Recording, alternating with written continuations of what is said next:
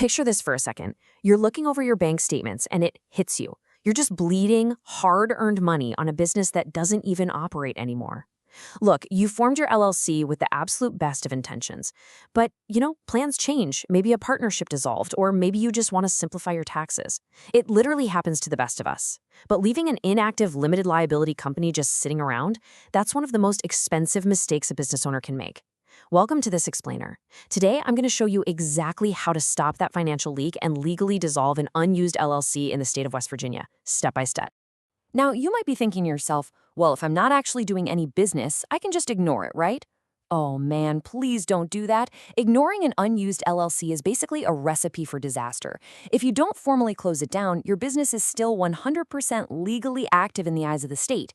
That means annual fees just keep accruing year after year. Miss those fees, and the late penalties start piling up. And worse yet, an abandoned LLC can actually lose its good standing. That can potentially pierce your corporate veil and expose you to personal liability for the company's unpaid debts. You definitely do not want your personal assets on the line for a business that's already dead in the water. But hey, if you're feeling stressed right now about having to close up shop, take a deep breath. According to data from LendingTree, there's a 20% business failure rate within the first year alone in West Virginia. So needing to close an LLC is completely normal. It's just a responsible part of the business life cycle. The key here is just doing it the right way. And that's exactly what I'm going to guide you through today. By the end of this explainer, you'll know exactly how to put this to rest. Here is our roadmap for the process. First, pre-dissolution preparations. Then, final tax obligations. Next, filing dissolution documents. After that, compliance and documentation. And finally, post-dissolution considerations. All right, let's jump right into step 1, pre-dissolution preparations. Before we do anything else, let's gently clarify some crucial legal jargon so you don't get totally confused when you're searching for state forms. In everyday conversation, we all just say we're going to dissolve an LLC. Right? But under West Virginia law, the formal closure of a domestic LLC is actually called a termination. So while corporations undergo dissolution, your LLC will officially end its legal existence by filing what's known as articles of termination. It's a small detail, but a really important one. Okay, so how do we actually kick this off internally? Step 1 is to hold a vote. You'll need to check your LLC's operating agreement to see what your specific rules are, but generally speaking, a majority of members have to agree to terminate the company. Once that vote is cast, step 2 is drafting a formal resolution to document the decision and making sure you record it in your meeting minutes. This just proves everybody was on board. After that, step 3 is beginning the winding up process. Winding up simply means paying off your remaining debts, maybe selling off leftover inventory, and letting people know you're closing your doors. Now, here is a strictly enforced number you need to remember. Under West Virginia law, your known creditors have to be given a minimum of 120 days written notice to submit any claims before you can finalize things. You literally have to send them a letter saying, hey, we're closing up, here is where you submit your final invoice, and you have at least 120 days to do it. If you try to skip this step, members can sometimes be held personally liable for those outstanding debts down the road. But wait, there is a brilliant shortcut West Virginia offers here. If your unused LLC has absolutely zero assets, zero liabilities, and zero creditors, meaning it's just an empty legal shell sitting there, you can completely bypass that entire winding up phase. No waiting 120 days. Your authorized representative can immediately file the termination documents, certifying that the entity is entirely free of liabilities. It is a massive time saver, especially for businesses that just never really got off the ground. Moving right along to phase 2, final tax obligations. You can't safely close up shop without squaring away the tax authorities. Here's your checklist. First, you often need to grab a tax clearance certificate from the West Virginia Department of Revenue. This basically proves you don't owe the state a single dime. Next, you've got to file your final federal and state tax returns, and make sure to explicitly check the box that says Final Return. Finally, do not forget IRS Form 966. You're required to file this with the IRS within 30 days of approving your closure plan. It formally alerts the feds that you're closing up. Skip this, and you could be looking at some annoying tax penalties later on.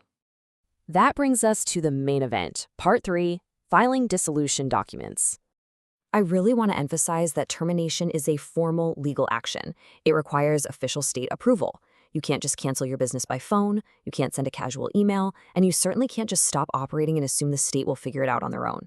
You remain legally active until the Secretary of State physically issues your Certificate of Termination. To get that certificate, you have to file Form LLD-9, the Articles of Termination. And you've got two main routes for submission here. You can file it online via the West Virginia One-Stop Business Portal, which honestly is generally the fastest and most secure way to do it. Or if you prefer the old-school route, you can submit physical paper filings by mail directly to the Secretary of State hub office down in Charleston. Honestly, the best news about this whole process is that West Virginia keeps the standard filing fee highly affordable.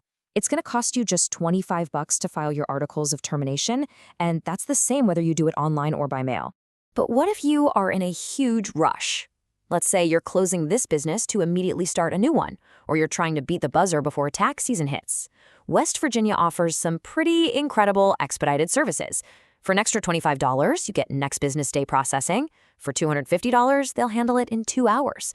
And if you have an absolute hair-on-fire emergency, you can drop a $500 expedite fee for 1 hour handling. They literally put your paperwork at the very front of the line. Okay, Section 4, Compliance and Documentation. Once the state paperwork is filed, you still have some housekeeping to do to sever all those remaining administrative ties. First up, cancel your EIN with the IRS. Think of your EIN like a social security number for your business. Closing it lessens the likelihood of any IRS confusion in the future. Second, terminate any property or equipment leases. Third, cancel any local business permits or licenses. And lastly, close out all your utility and vendor accounts. Believe me, you do not want an auto-renewing software subscription charging a defunct business bank account 6 months from now. Finally, we arrive at Step 5, Post-Dissolution Considerations. Remember how we gave known creditors 120 days? Well, what about unknown claims? Like, say, a vendor you completely forgot about, or someone claiming an injury down the line. Here's a brilliant way the law handles that. You can publish a formal notice of dissolution in a local newspaper in the county of your principal office. Doing this officially starts a 5-year statutory clock. If an unknown claimant doesn't come forward within 5 years of that publication date, their claim is legally barred forever. It's basically an amazing legal shield for your future self. I really want to read this powerful quote to you directly from the West Virginia state form itself, just to drive home the severe consequences of simply abandoning an LLC. It warns, you remain liable for all taxes, assessments, fines, penalties, and interest until you receive a certificate of termination. The state is explicitly telling you that the meter is running and it is not going to stop until you follow the exact steps we've laid out today. Now, just a quick responsible reality check. This explainer is for informational purposes only. Every single business situation is totally unique. If your LLC has complex assets, ongoing contracts, or heavy debts, you should absolutely consult a legal or tax professional before making your final moves to make sure everything is ironclad. So I leave you with this final question. Are you ready to officially close the books? Please don't let an unused LLC drain your wallet with unnecessary annual fees and hidden risks.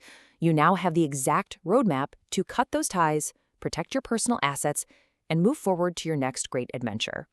Take that first step toward officially terminating your unused West Virginia LLC today. Thanks so much for joining me on this explainer, and I will catch you on the next one.